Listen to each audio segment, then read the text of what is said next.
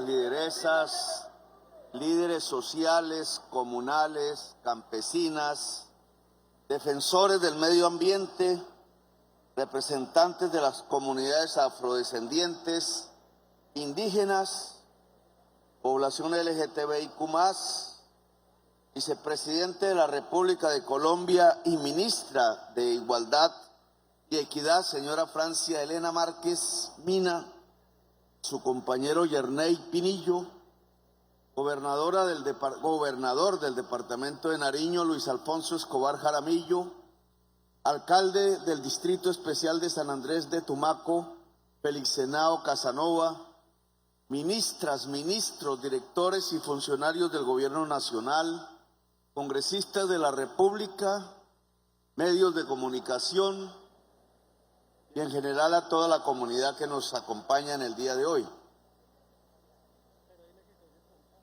A partir de esta reunión nos dirigimos ya a la parte norte del litoral pacífico, en el Chocó. Luego aquí cerramos una actividad que no es simple actividad para sacar la foto, para sacar algunas noticias, sino que trata de marcar un cambio irreversible, definitivo, que pueda colocar sobre otros rieles a la región, a su población y por tanto a Colombia. Porque bien lo dice Francia, si aquí no somos capaces, pues no lo vamos a hacer en ningún otro lugar del país. Es aquí donde se mide la capacidad del gobierno de transformar una región. Transformar una región no lo han podido hacer los gobiernos durante 200 años de existencia republicana. Las regiones se han transformado a sí mismas. Cuando los antioqueños abandonaron sus tierras y fueron por las cordilleras sembrando café, pues construyeron unas regiones que hoy conocemos más o menos con exactitud.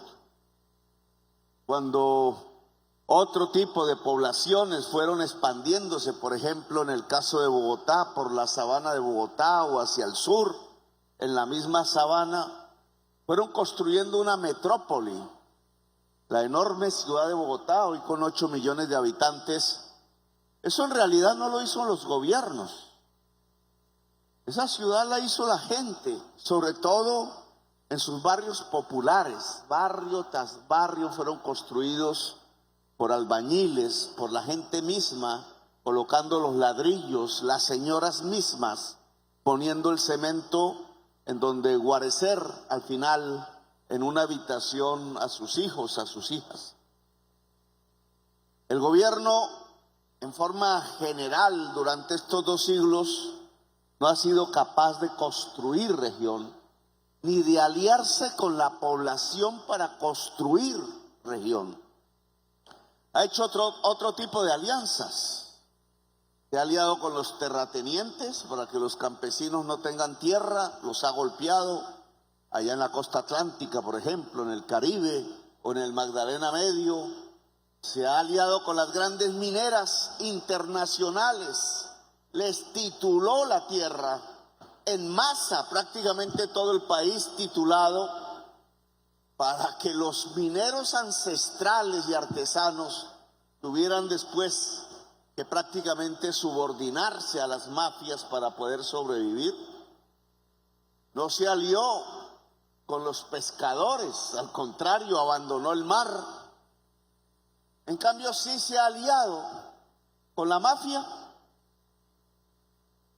Se ha aliado con la mafia, una alianza absolutamente sanguinaria que condenó a la población a una de las peores violencias que jamás haya habido. Preguntaba, por ejemplo, bueno, ¿y a dónde va a parar el oro que se saca de Nariño, del litoral pacífico, donde hay una enorme riqueza aurífera desde hace mucho tiempo, desde antes que llegaran los españoles por aquí? Pero hoy, ahora, ¿a dónde va a parar ese oro? Ese oro resulta que aparece en las cuentas nacionales como si se hubiera extraído en Antioquia, particularmente en Segovia. El oro por rutas clandestinas que el ejército podría detectar porque va en camión, y un metal se detecta con un detector de metales y hay detectores de oro, pero sin embargo no se detecta. Va desde las costas de Nariño, coge la carretera, llega hasta Antioquia, el nordeste antioqueño, y allá unas empresas lo venden. Nariño se queda sin riqueza, porque los impuestos, las regalías se pagan es allá, no aquí en Nariño. Es más, es un oro que se vuelve ilícito, porque si uno va y mira, resulta que ya gobiernos anteriores habían entregado el territorio donde se extrae el oro a algún tipo de multinacional que demanda sus derechos derivados, no del derecho histórico, no del derecho tradicional, sino del derecho que emana de un título que un funcionario corrupto les entregó. Una alianza entre gobierno y mafia, y tengo que decirlo así, que ha condenado a la población colombiana a la violencia.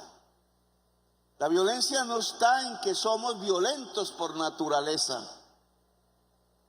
No es que los colombianos o las colombianas tengamos en nuestra sangre un gen que nos lleva automáticamente y desde el primer día que nacemos a ser violentos. Eso no es cierto.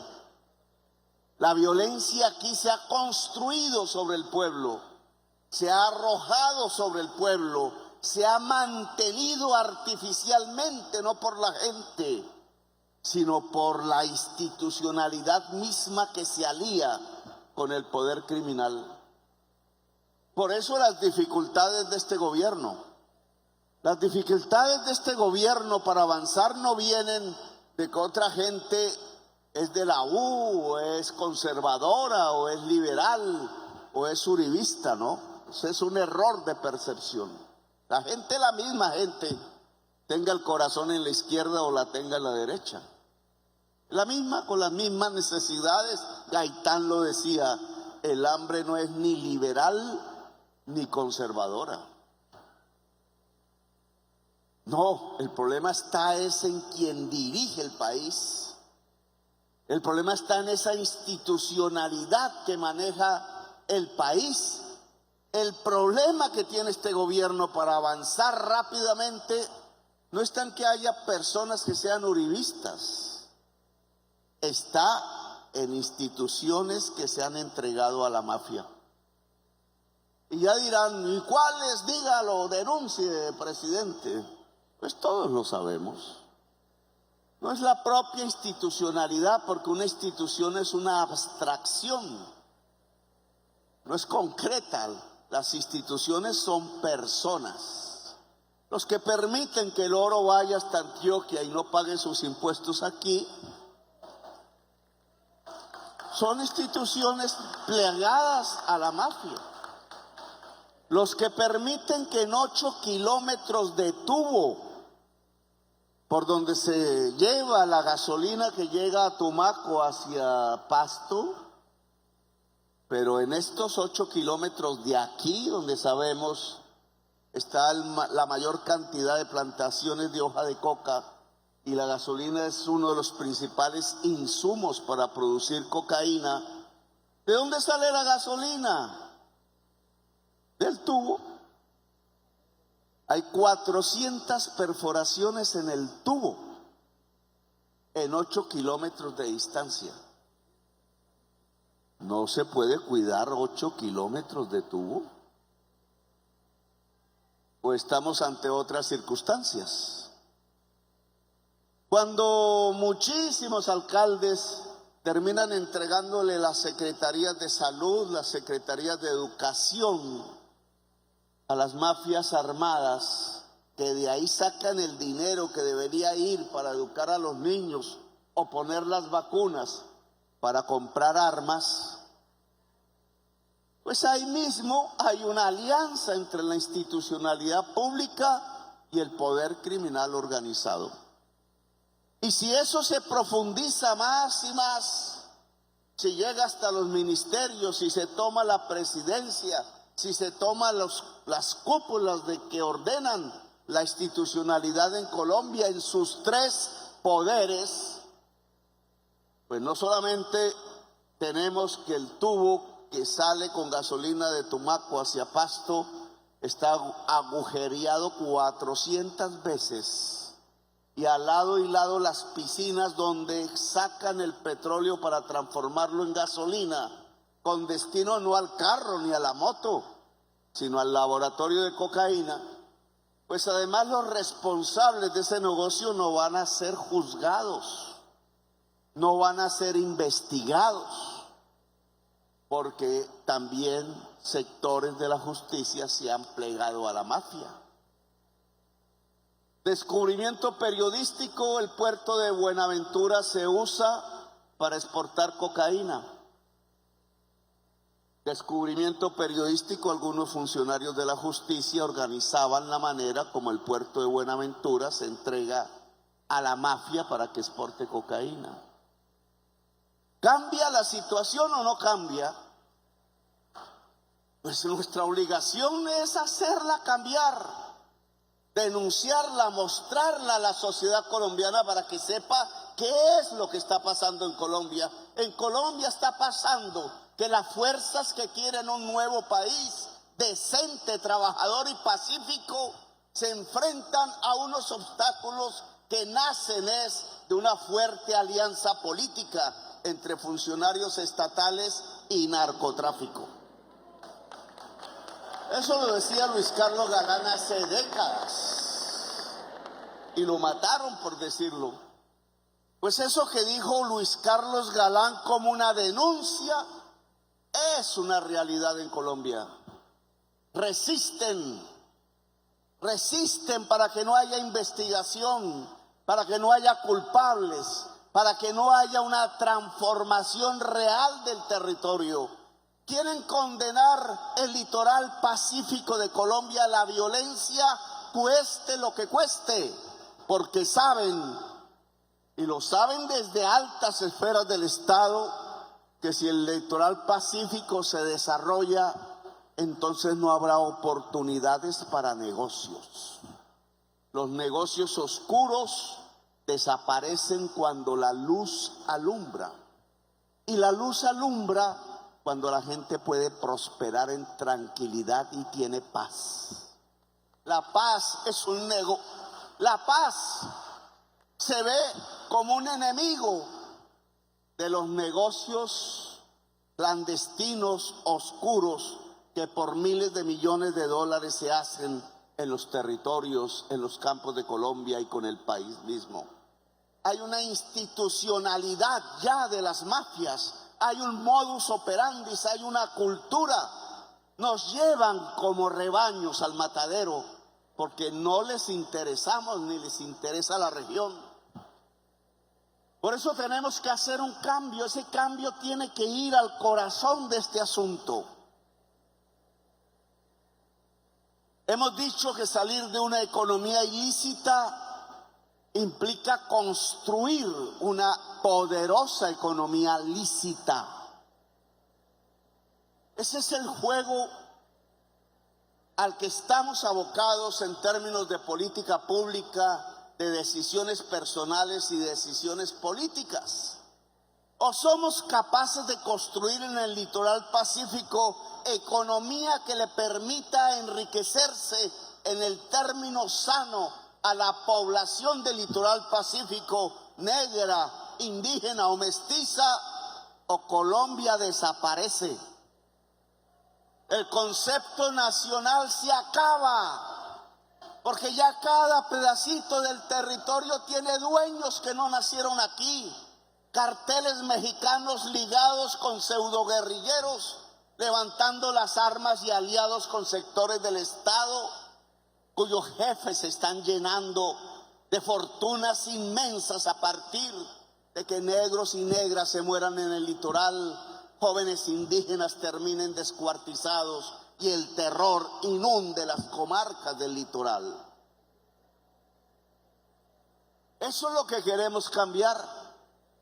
Eso implica una mentalidad diferente, tanto en ustedes como en nosotros. Saber cuáles son los peligros. No por nada balearon el carro del alcalde. Aún nuestro jefe de la unidad, ¿cómo se llama?, de protección, no cambia el carro. El carro tiene que andar por las calles llevando al alcalde a los ojos de todo el mundo, por todos los barrios de Tumaco, agujereado con las balas. ¿Qué creen que piensan los turistas? ¿Qué creen que piensan los niños que se están criando en este momento en los mismos barrios de Tumaco? Es que es así. Es que lo normal es que un alcalde transite con un carro agujereado por las balas que lo querían matar. ¿Por qué atentaron contra el alcalde? Porque no se arrodilla a las mafias. Los de antes sí lo hacían. Los de antes sí lo hacían. Pues estamos de frente a donde nos toca actuar. Es ahí donde nos toca actuar. El ejército, la fuerza pública tiene que cambiar la mentalidad. Lo que necesitamos es un ejército antimafia, punto. Necesitamos una policía antimafia. Porque si tenemos un ejército y una policía y una armada y un gobierno antimafia, entonces tenemos una fuerza pública pro nación, pro Colombia. Es así como se construye la patria. Queremos ver destruida la patria, no es sino dejarlos hacer. Los señores mexicanos, los señores albaneses llegan a Tumaco, pero no a bañarse en el mar, sino a hacer negocios. Y lo que traen esos negociantes no solamente es dinero, no solamente son buenas intenciones, no traen ninguna. Lo que traen esos buenos negociantes son armas. Y las armas solo sirven para una cosa: matarnos entre nosotros. Son los colombianos, sobre todo jóvenes, los que nos matamos entre sí. Ellos se llevan la merca, ellos la vuelven dólares y nosotros quedamos con la sangre, con el territorio destruido, con el joven descuartizado, con la masacre y con el odio. Ese no es un negocio para nosotros. Por ese camino no va a haber Colombia, como todos lo sabemos. Por ese camino, si dejamos devorar el Estado, el territorio y la sociedad por las mafias, se acabó Colombia. Y por tanto, cada soldado de la patria, cada agente de policía, cada ciudadano, cada ciudadana que sienta en el corazón el país, tiene que saber que hay otro camino para reconstruir la patria, que se llama decencia, honestidad, trabajo y paz. Y recuperar la institucionalidad, recuperar una institucionalidad y ponerla al servicio de la gente y no al servicio de las mafias. Claro que yo sé que se está dirimiendo alrededor de quién es la próxima fiscal general de la nación. Está en el corazón de esta lucha precisamente. Si la fiscalía investiga a las mafias o las mafias se toman la fiscalía, así de simple. Y eso tiene que decidirlo es la sociedad colombiana. Claro que yo sé las luchas intestinas, los voceros que salen de vez en vez hablando de tumbar al presidente. Sé por qué quieren tumbarlo. Este año lo tumbamos, dicen en las redes. Porque ellos eran los que dentro del Estado y con las armas masacraban a los jóvenes y permitían que las mafias se quedaran con el territorio. Y saben que este gobierno no lo permite y por tanto saben que la única manera para continuar los negociados de la corrupción es sacando al presidente. Eso es lo que se está discutiendo en Colombia. Y la verdad, no tenemos muchos medios que nos defiendan. Se mueven más al lado de ellos. Se trasladan más en la vocería de ellos. Ahora, ¿dónde está el principal aliado del gobierno? En el pueblo. En un pueblo que no se deje engañar. En un pueblo que sepa tomar en sus manos las riendas de su propio destino. En un pueblo que sepa que el primer responsable y del único que va a depender la construcción de un país llamado Colombia, grande que podría ser y bello que ya es en las manos del pueblo. Así que esta es una alianza entre el pueblo y el gobierno del cambio. Esa es la alianza poderosa, no hay más. Es la alianza poderosa. Ahora, ¿cómo se concreta eso? Eso no es un discurso. Tiene que concretarse con la audacia de funcionarios y funcionarias, no con los temores. Como dice el dicho popular, si tiene miedo, cómprese un perro. Si hay miedo, hay que irse. Porque eso es humano, eso es natural. Nadie puede echarle en cara a otra persona que el temor aparezca. Es humano. Pero no puede paralizar. No puede quitar la audacia. Ahí es donde no se puede. Audacia. ¿Saben por qué audacia? Porque hay que construir, reparar todos los puestos de salud de Colombia. Son billones de pesos y otros que se han quedado con dinero de la salud pública tienen esos billones para sus bolsillos. Y por eso se oponen como sea, engañan como sea, para que este gobierno no dedique el presupuesto nacional a reparar los puestos de salud que están en las veredas, en los pueblos alejados, en los lugares donde no ha existido realmente la salud, donde decir, oiga, usted tiene EPS, que lo lleve. ¿Y en qué me va a llevar una EPS si no hay ni carretera? Por eso no quieren ese tipo de reforma.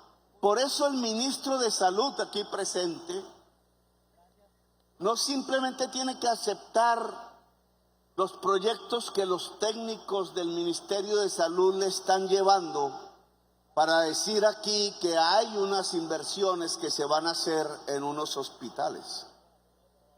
Es que el hospital de Tumaco, el hospital de Buenaventura y el hospital de Cobdó tienen que ser de los mejores hospitales de Colombia. Si no, no estamos corrigiendo la desigualdad. Y eso vale un billete. Claro que a mí me encantaría llevar 200.000 millones para que el San Juan de Dios en el centro de Bogotá sea y vuelva a ser el hospital más poderoso de América Latina. Pero yo no me puedo llevar esos 200.000 millones si el hospital de Tumaco, el hospital de Quibdó, San Francisco y el hospital de Buenaventura están por el suelo. Porque ahí donde se atiende a la gente negra, ahí donde se atiende a la gente indígena, ahí donde se atiende la población que ha sido abandonada y olvidada por 2 siglos de ignominia de una élite blanca que ha intentado vengarse de la gente de este litoral solo porque sus abuelos y tatarabuelos decidieron liberarse a sí mismos de la esclavitud.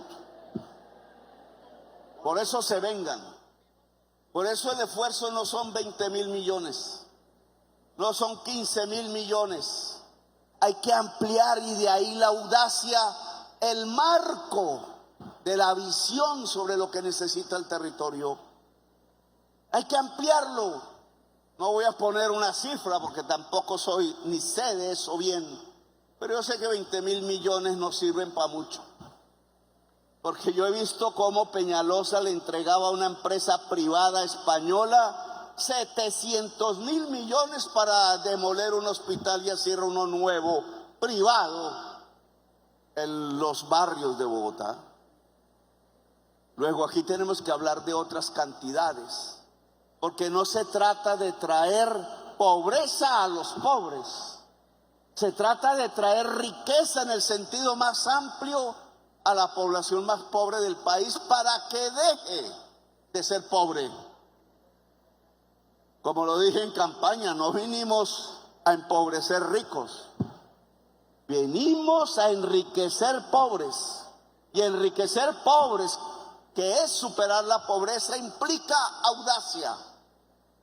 Gerente del Banco de la República, y el Banco de la República no me puedo meter porque me levantan, del Banco Agrario. Es importante, claro, la entrega de estos títulos muestra que hemos construido un camino donde dinero se lleva a la economía popular, agraria o urbana. 10.000 millones es importante, no voy a decir que no, pero 10.000 millones en crédito para desarrollar la industria del coco, para desarrollar la industria del camarón, para desarrollar la industria del biche, para desarrollar el turismo, que implica tener agua potable, y ahora hablamos de eso, ¿es suficiente? Solo por hablar de esos ejemplos. Cuando uno habla de crédito, está hablando del capital. El capital, alcalde de Tumaco, decía Marx. ¿Qué fue el que habló de Marx? Fue el alcalde de Timbiquí. Es el dinero invertido en medios de producción y en fuerza de trabajo. Si no, no es capital. El dinero en sí mismo no es capital. Pero el dinero, si el dinero se invierte en golosinas, no es capital. Si el dinero se invierte en medios para producir y fuerza de trabajo que la hacen producir, eso se llama capital. Pues la región necesita capital.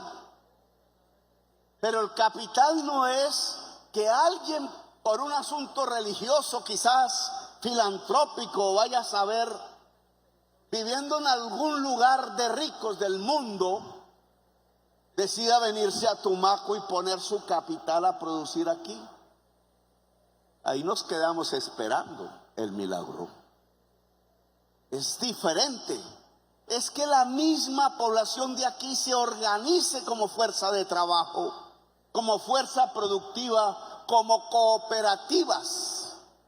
Hay que tener las cooperativas del coco, hay que tener las cooperativas del camarón, hay que tener las cooperativas de la pesca, hay que tener las cooperativas del biche, etcétera, etcétera.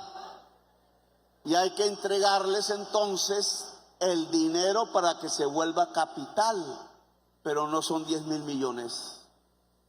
Bajito, aquí debería entregarse $500 millones de pesos al año, que no es un regalo, porque si un crédito se devuelve, todos sabemos, solo que mueve la máquina de la producción. Si se mueve la máquina de la producción legal, estamos atorando la máquina de la producción ilegal. Este es un juego de suma cero. Si yo quiero dejar que el litoral pacífico siga siendo la primera región exportadora de cocaína del mundo y por tanto se siga matando su pueblo entre sí, no hay sino que no mover la maquinaria productiva. Dejar que la gente tenga hambre. Ese es el mejor mecanismo para fortalecer el mercado de la cocaína. Si la gente tiene hambre, por obvias razones va a buscar alternativas. y va a buscar en donde no debería buscar, pero es lo único que hay. El deber de este gobierno es abrir las posibilidades, las oportunidades. Por eso 10.000 millones no basta. Si estamos entregando 26 billones de pesos en crédito agrario, ¿cuánto debería tener el litoral? Por ahí, y 26 es bajo, muy bajo, porque en todo el país se entregan 700 billones. El Grupo Aval, el Bancolombia, toda la banca, 700 billones anuales. ¿Cuánto le llega al litoral? 10.000. Pues vamos a ser cada vez más pobres. Estas cifras son las que se tienen que aterrizar, porque si no, no estamos en la dimensión que necesitamos para la transformación de la región. Yo conocí Tumaco por el tema de la posibilidad del desastre por tsunami. Vine aquí la primera vez, hablé con unos curas y unas monjas franciscanas, creo que eran franciscanos. Todos están muertos, asesinados. Los curitas con los que yo hablé y las monjas las mataron porque estaban con el pueblo, porque organizaban al pueblo, porque lo defendían para su riqueza. Nunca hubo el traslado en Tumaco, ni siquiera el puente del Pindo se ha mejorado. Ustedes saben que el puente del Pindo es la única vía de escape en este momento. Si llegara en estos instantes a producirse un sismo en la falla de San Andrés, a 300 kilómetros al frente de aquí, todos nosotros, más toda la gente, tiene que salir corriendo. Y los que están en esa isla tienen que pasar por el puente del Pindo en 15 minutos. Si no, el tsunami llega primero. ¿Qué se ha hecho? Esto tiene que ser. Cuando uno dice, esos debates, no se me acuerdo qué año fue que los hice, tengo que recordar, pero por lo menos fueron debates antes de los debates del paramilitarismo. O sea, eso fue por allá en el 98, 99. Estoy hablando de más de 20 años, quizás 25 años, un cuarto de siglo, y no se ha hecho nada en 25 años. ¿Por qué? Porque allá en Bogotá, en esos palacios, en esas instancias gubernamentales, les importa un bledo la vida de los negros y de las negras. Y a nosotros no nos puede pasar lo mismo. Que el gobernador de Antioquia me va a levantar porque dice que odio a la Antioquia. No, lo que hay es que cambiar las prioridades. Antioquia es un departamento donde creció la mortalidad infantil el año pasado. Fíjense en ustedes, los niños muriendo por desnutrición. Nosotros rebajamos, no tengo aquí la cifra exacta, pero voy a dar el aproximado, de 94 niños muertos por cada 100.000 habitantes en La Guajira a 58. Un cambio sustancial en La Guajira. Demostramos cómo se hace para que la niñez no muera en La Guajira. En este año tenemos que bajar aún más. Y ojalá, como hicimos en Bogotá, llevarla a cero. Porque duelen esos niños que mueren por hambre. Porque en Antioquia subió la desnutrición infantil. ¿No debería haber un cuidado más de la vida que del cemento, pienso yo? ¿No deberíamos estar más pensando en la gente que en el negocio, pienso yo?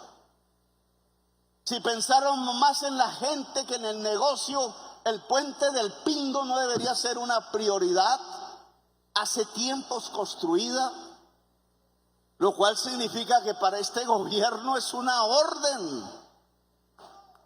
Es una orden. Y habrá que atraer población hacia el lado continental. Pero el lado continental también se tiene que alistar, porque en el lado continental es donde está el tubo del petróleo agujereado 400 veces. Si no hay fuerza pública ahí cuidando el territorio y la gente, ¿cómo podemos llevar a la gente a ese territorio?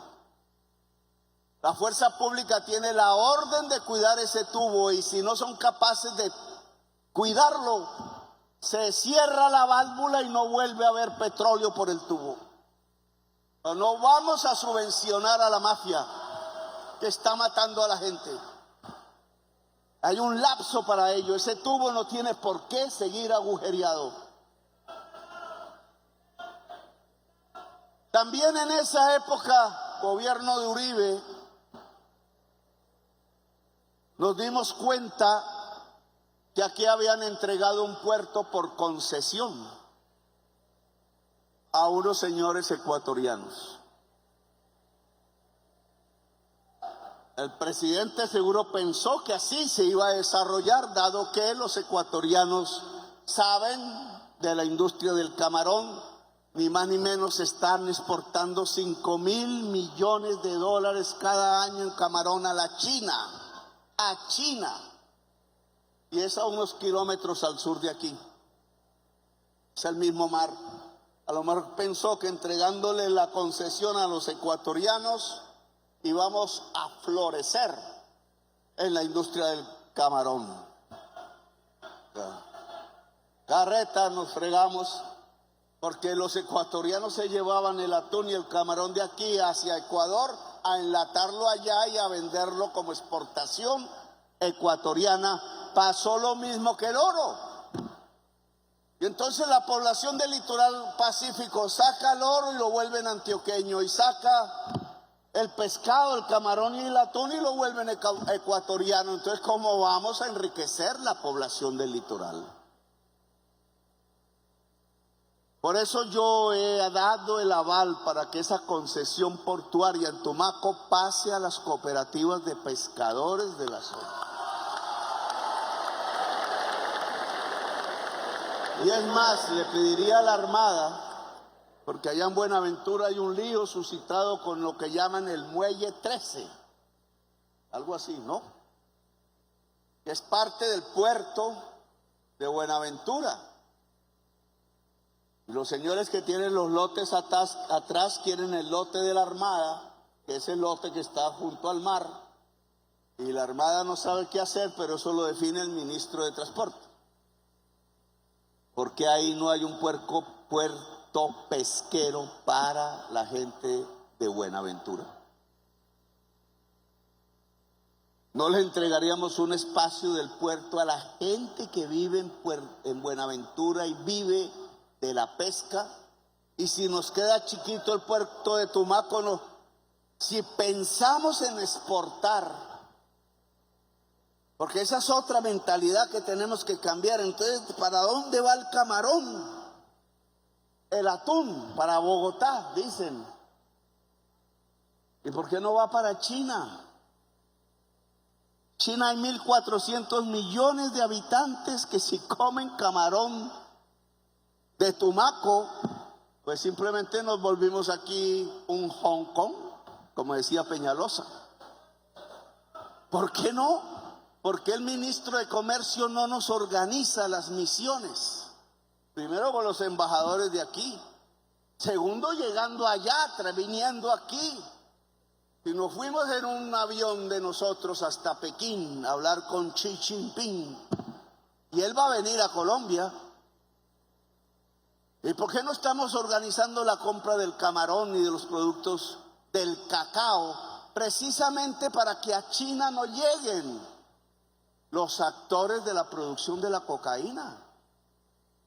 Ustedes saben lo que significaría ligar las cooperativas camaroneras, atuneras, del coco, del biche, de la madera, con el mercado chino, con el cual tenemos 14.000 millones de dólares de déficit, que es nuestro principal problema macroeconómico.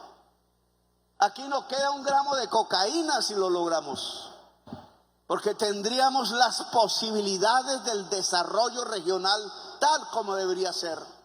El litoral pacífico ligado al litoral asiático, o a los californianos y a los gringos les da vaina que entremos en relación con los chinos, ambos.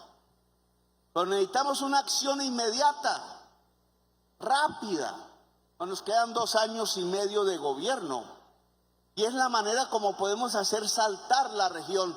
No para que venga el rico de Colombia entonces ya después de que hagamos el trabajo a localizarse en Tumaco, sino para que la gente misma de Tumaco coja en sus manos, como hicieron los cafeteros paisas antioqueños, la riqueza de su propio trabajo.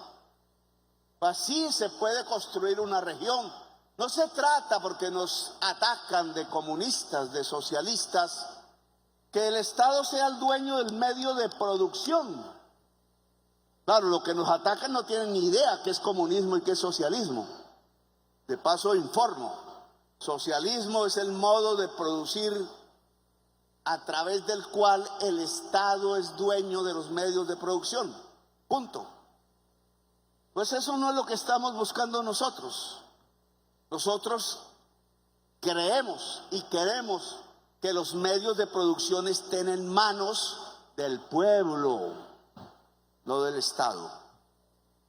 Por eso el puerto debe ser una concesión a las cooperativas de la gente que trabaja la pesca.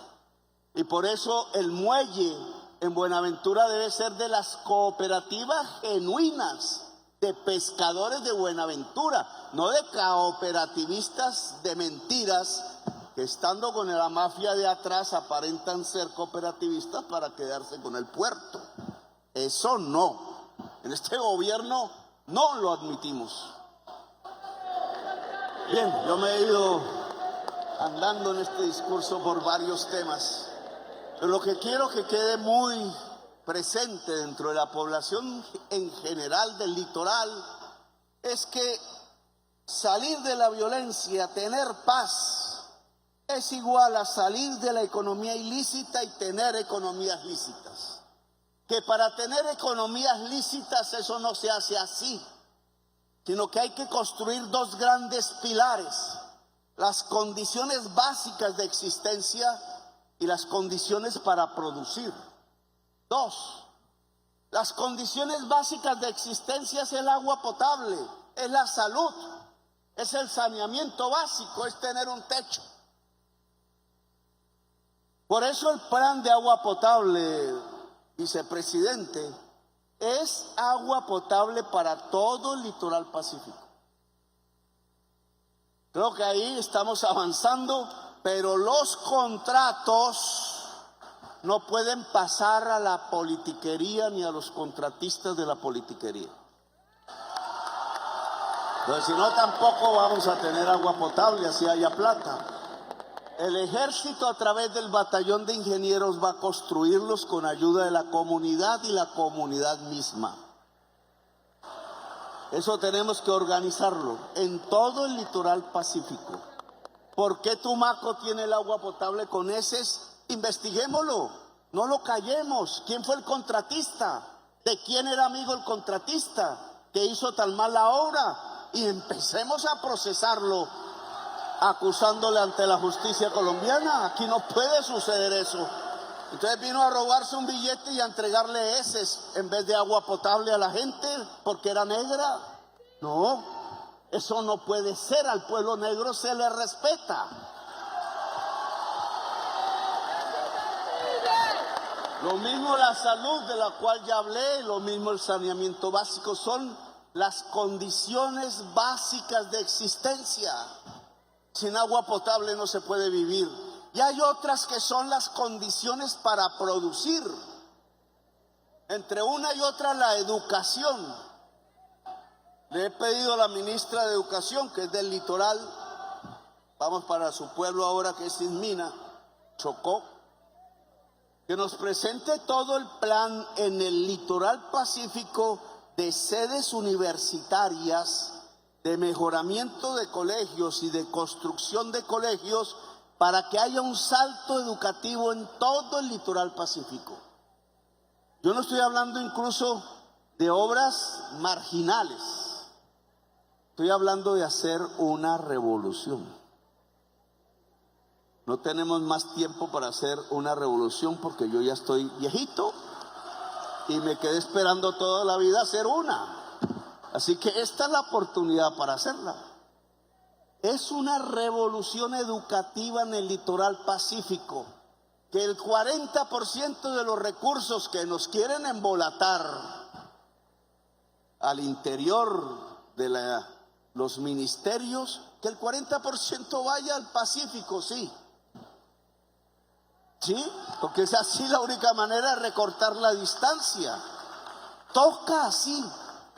Entonces no son unas cuantas sedes, es cubrir el territorio. Hay que saber con qué carreras, en dónde, cubrir todo el territorio para mover la aguja de la educación. Y las condiciones para poder producir obviamente tienen que ver con el conocimiento.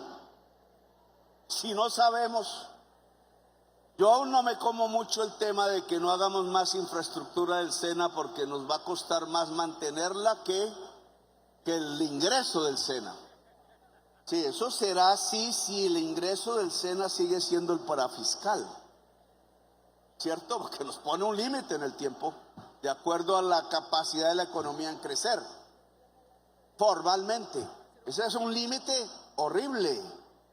El SENA tiene que crecer con eso y con el presupuesto nacional, porque tiene que extender aún más su infraestructura y mantenerla, porque no ha llegado a todo el territorio, más en estas regiones donde débilmente llegó. Yo diría, hay que hacer una ampliación de infraestructura en los lugares más olvidados de Colombia. Que no va a tener recursos del parafiscal, hagámoslo con el presupuesto, nada nos lo prohíbe. Claro, hay que quitarle a otras que hicieron prioridades dinero público para que se pueda financiar este tipo de obras con dinero público. Pero el conocimiento, la conectividad, yo quiero ver ese cable tendido en el mar. Yo lo vi en películas. Es un barco que tiene un rollo de fibra óptica y mientras avanza lo va soltando. No vi mucha infraestructura. Y va en el fondo del mar y así se trazan las grandes troncales del internet que van por el fondo del mar. Los chilenos ya están tendiendo. Los chilenos siempre nos están ganando en todo, no entiendo por qué. Mientras tenemos las ideas, aquí nos quedamos pensando y los chilenos la van haciendo. Los chilenos están tendiendo una fibra óptica desde China hasta Chile. Imagínense. Y nosotros no estamos tendiendo todavía la fibra óptica entre la frontera de Panamá y la frontera del Ecuador para nuestra gente. Así que hay que hacerlo. Eso es lo primero. Antes que el computador, lo primero es la troncal de fibra óptica, porque si no el computador se queda sin sangre, que es la información y la comunicación. Energía eléctrica, ya hemos hablado en todos los pueblos de ello. No solo cómo se interconecta el litoral pacífico, sino cómo se genera energía eléctrica en el litoral pacífico. Si hay que fusionar las empresas de energía eléctrica del Pacífico, hagámoslo. Pero la geotermia, de la cual Alejandro Gaviria se burlaba hace un poco, le pareció terrible. El embalse de López de Micay, que yo sé que tiene problemas con el ambientalismo, pero es que es el único embalse en el litoral pacífico. Y la interconexión nos podría dar la energía eléctrica suficiente, o si no, ¿cómo se hace para enfriar el camarón y meterlo en una lata si no hay energía eléctrica? ¿Cómo se hace para tener los pescados en un cuarto frío si no hay energía eléctrica? Estas son las condiciones de la producción: la conectividad, la energía eléctrica, la organización y el crédito. El crédito tiene que tener la magnitud y la organización popular el alma. Si no hay organización popular, aquí estamos hablando carreta. Si el mundo popular cree que siempre tiene que estar arrodillado, que es el político del turno el que tiene que traer la solución, y si no la trae, no importa, ya llegará otro, no funciona. Aquí hay que estar listos, incluso a demandar con el paro si no se realizan las agendas que aquí estamos construyendo colectivamente, a organizar toda la población del litoral pacífico, no importa de qué partido sean o de ninguno, a tener las coordinadoras populares que junten los consejos afrocolombianos con las cabildos indígenas, con las acciones comunales, con las organizaciones estudiantiles, con las organizaciones de la cultura, con las organizaciones de las mujeres, etcétera. Una coordinadora popular del litoral pacífico. Ministerio de Interior tiene que darle la plata para la gasolina de las lanchas para comunicarse. Pero yo sí quiero ver una radiante y diversa organización popular en todo el Pacífico colombiano, porque es la manera para que esto no se vuelva hacia atrás, no sea reversible. Porque muchas de estas obras tienen que hacerse durante varios años, porque la desigualdad que hay entre el territorio olvidado y el centro blanco privilegiado es tan grande, ha sido construida a través de los siglos, que para poder disminuir esa desigualdad necesitamos años. Y eso implica que no puede perecer el programa del litoral pacífico, que sí hay que escribir en un COMPES con recursos y con vigencia futuras, el COMPES del litoral pacífico, para que quede ahí con fuerza de ley. Pero para que eso se vuelva realidad, hermanos, aquí no hay que devolverle el poder a la oligarquía colombiana. Aquí hay que volver a pelear y hay que volver a triunfar. El 2026 tiene que ser como el 2022. Decía alguien por ahí, cuiden el 2022. Ahora me toca a mí decir, cuidemos el 2026. Porque aquí cambió Colombia. Una fuerza pública que esté al lado del pueblo y al lado de la patria. Un gobierno que esté al lado del pueblo y un pueblo que esté al lado del pueblo. Aquí nadie más va a estar al lado de las mafias armadas. La sangre no es para derramarla. Es el líquido más precioso que tenemos. Es la vida y es la paz la que los cuida. Así que vamos por eso. Gracias por haberme escuchado. Que viva Colombia, potencia mundial de la vida.